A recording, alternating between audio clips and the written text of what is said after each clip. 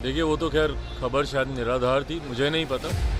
और मुझे ये भी नहीं पता कि मांझी जी ने गठबंधन के भीतर ये मांग रखी थी, नहीं रखी थी। शपथ लेने से पहले इस विषय पे कोई क्लैरिटी आई थी, नहीं आई थी। हम इतना ज़रूर मानते हैं कि भले उनके विधायकों की संख्या कम हो, पर आज की तारीख में जो राजनीतिक परिस्थिति है उसमें उस संख्या का महत्व तो है ही।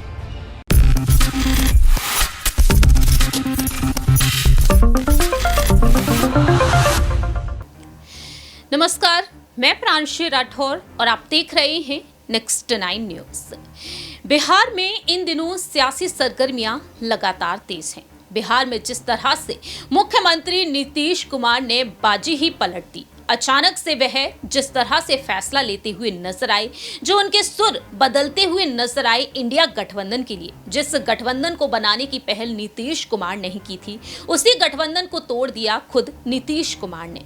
वह एक बार फिर से बीजेपी के साथ आ चुके हैं, 9वीं बार मुख्यमंत्री के तौर पर शपथ ग्रहण कर चुके हैं। ऐसे में सवाल ये उठ रहे हैं, क्या नीतीश कुमार आने वाले समय में मुख्यमंत्री बन पाएंगे या फिर नहीं।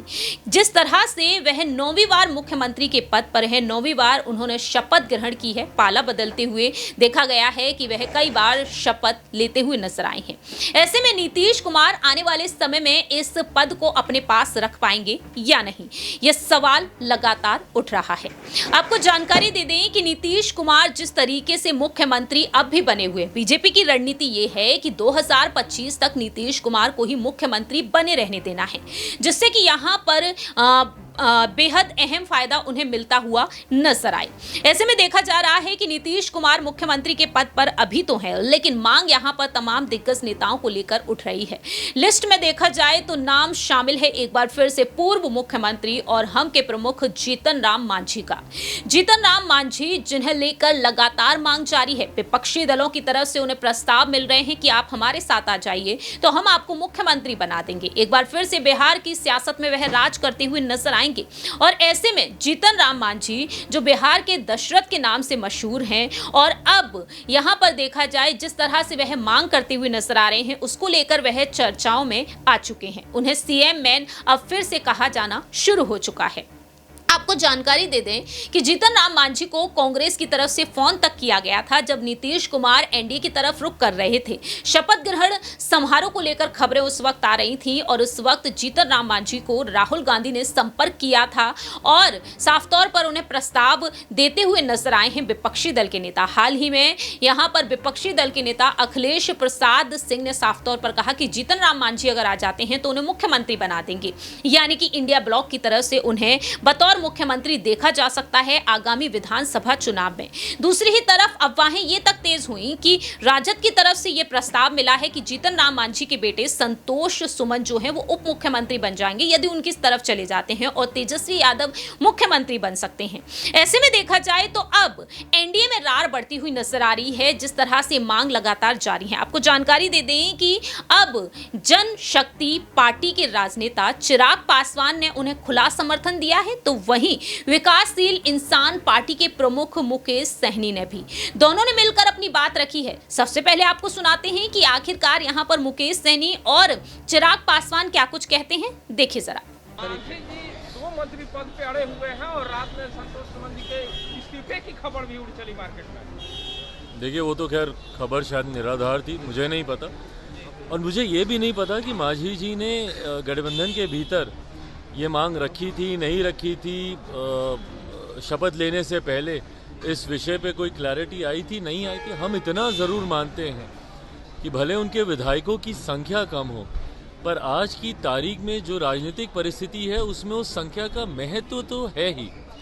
ऐसे में अगर वो ऐसी मांग कर रहे हैं तो ज़रूर उस मांग को सुना जाना चाहिए, उस पर चर्चा ज़रूर होनी चाहिए, और उन्हीं के शब्दों में अन्याय नहीं होना चाहिए। मांझी का मन डोल रहा है सर, मुख्यमंत्री। अरे अब ये हमको नहीं पता भाई डोल रहा है कि नहीं। बनाने तक की महागठबंधन के लोग हैं जो ऑफर दे रहे हैं। भाई पूर्व मुख्यमंत्री तो हमारे प्रदेश के वो रहे ही हैं, तो ऐसे में अगर कोई ऑफर उनको दे रहा तो कोई बड़ी बात तो नहीं ना। आपने सुना, चिराग पासवान और मुकेश सहनी साफ तौर पर कहते हुए नजर आए हैं कि जीतन राम मांझी मुख्यमंत्री होने चाहिए।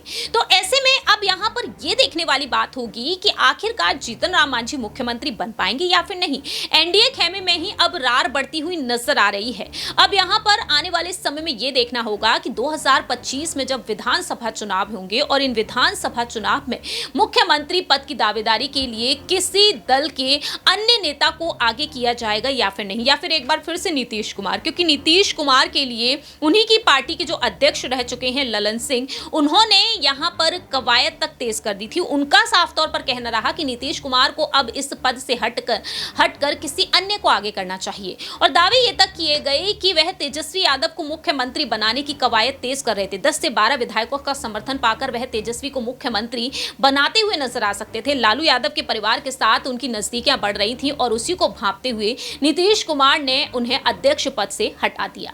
लेकिन अब एनडीए में वो रार बढ़ती हुई नजर आ सकती है, क्योंकि एनडीए खेमे के ही दिग्गज नेता मांग कर रहे हैं कि जीतन राम मांझी को मुख्यमंत्री होना चाहिए। आने वाले समय में उन्हें ये पद एक बार फिर से मिलना चाहिए। आपको जानकारी दे दें कि जीतन राम मांझी की मांग है कि 2 मंत्री अब यहां पर बनने चाहिए उनके खेमे से, और ऐसे में देखा गया है कि उनके बेटे तो पहले से ही नीतीश कुमार के मंत्रालय में शामिल हैं और उनकी मांग का समर्थन यहां पर मुकेश सैनी भी देते हुए नजर आए हैं।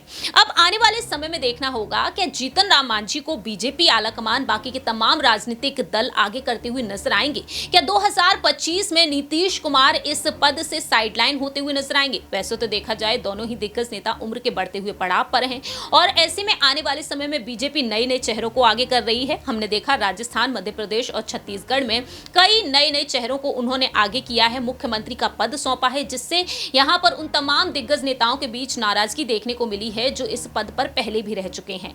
अब आने वाले समय में देखना होगा कि जीतन राम मांझी मुख्यमंत्री के पद पर नजर आते हैं या फिर नहीं। क्या एनडीए की तरफ से जीतन राम मांझी को एक बड़ी यहां पर जिम्मेदारी एक बार फिर से मिलती हुई नजर आएगी या फिर नहीं? क्योंकि जब विपक्षी दल उन्हें सीएम बनाने का ऑफर दे रहा है तो ऐसे में एनडीए में पैच मांझी जी को तो मुख्यमंत्री बनाना चाहिए, क्योंकि पहले भी मुख्यमंत्री रहे हैं और अभी भी उनके पास 4 विधायक है। अगर इधर से उधर मन बना दे तो उधर जाके मुख्यमंत्री बनेंगे। तो अभी एनडीए में है तो उनको, हमको लगता है कि मुख्यमंत्री मांझी जी को बनाना चाहिए। एक दलित का बेटा है, पहले भी मुख्यमंत्री बने हैं और नीतीश कुमार जी ही बनाए हैं, तो इस बार भी हम चाहेंगे कि नीतीश कुमार जी उन्हीं को मुख्यमंत्री बना दे।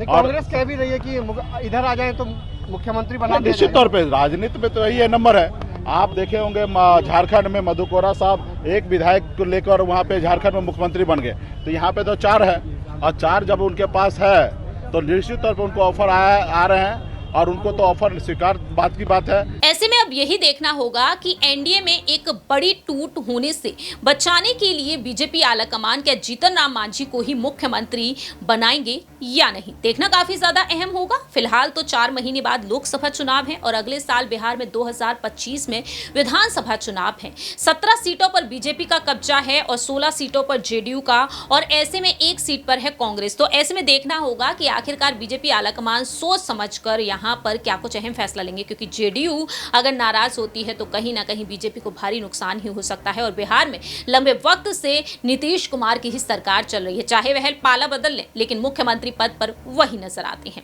फिलहाल हमारे इस खास प्रोग्राम सियासी सच में इतना ही। बाकी की तमाम अपडेट्स के लिए आप देखते रहिए नेक्स्ट 9 न्यूज।